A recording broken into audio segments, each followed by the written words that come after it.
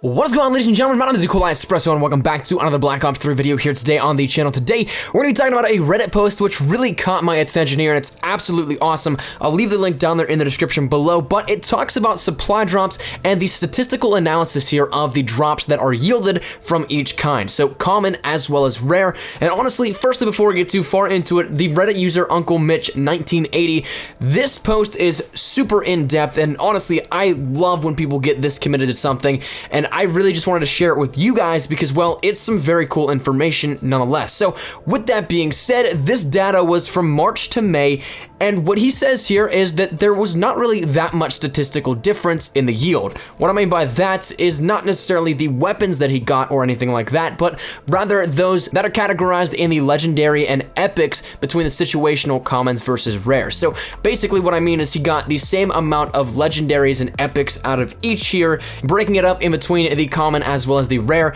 but also then taking a look at and comparing them from these two time frames, from the start to the finish. Each opening of each case seemed to be relatively the same ballpark figure of what type of drop you got here. So with that being said, the commons, really there was no bonus keys. Firstly, that is the big thing here that a lot of people may take away from that, but obviously you get a lot more common items, but not as many legendary items. Epics are usually the ones that you see here, the high rollers here within these ones, but the rares are a guaranteed more rare items. Obviously that's the case because, well, there's less commons, and of course there's a guaranteed rare or higher in each drop, but there are less epics by trade, so legendaries reign supreme. They kind of are that filler here in between the rares as well as the epics that pop up. So what does this mean for weapons? That's probably what I think a lot of you guys will be caring about here within this one. Well, obviously there are bribes now and challenges which are coming soon here for that, but for those that still want to hunt weapons down, which case is better?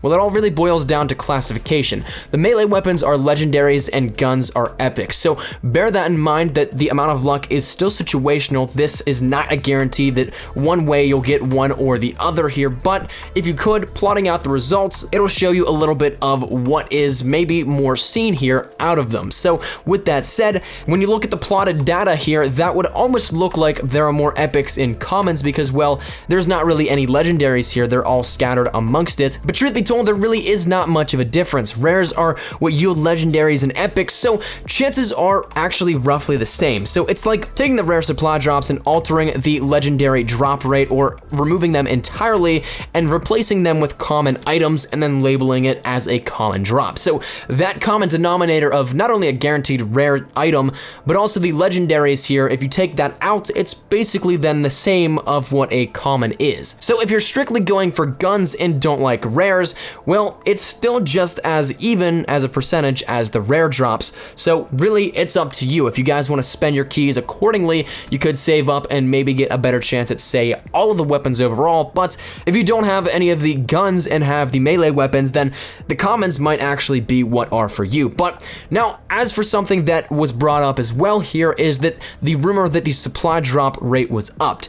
That's not actually really the case. From his findings, the number of earnings in legendaries and epics were the same when compared to the results based on the dates. What I mean by that is the legendary, rares, and epics for each singular case, those were relatively the same here, but since there have been more than double the items added since the first testing here, so it sort of just fills the pool with more chances, so it might seem like that number has been upped a little bit. But really, it's just a situational law of numbers. But nonetheless, once again, it boils down to what you guys prefer. If you guys want to go strictly for the guns, commons might be the way to go because there's not as much filler content, and the epics are still there at relatively the same rate. And then the rare supply drops, if you want to go for weapons overall, well then that might be your best choice then here because it does have that filler content of legendary items. So that's going to wrap it up here today, ladies and gentlemen. This thing caught my attention, and I really wanted to share it with you guys because it's one of those things that it's taken so much time for him to put into this, to try and write this up, that I feel like it shouldn't go unnoticed. So definitely wanted to share it with you guys. Massive credit and thanks to Uncle Mitch 1980 here. Once again, the link is down there in the description below.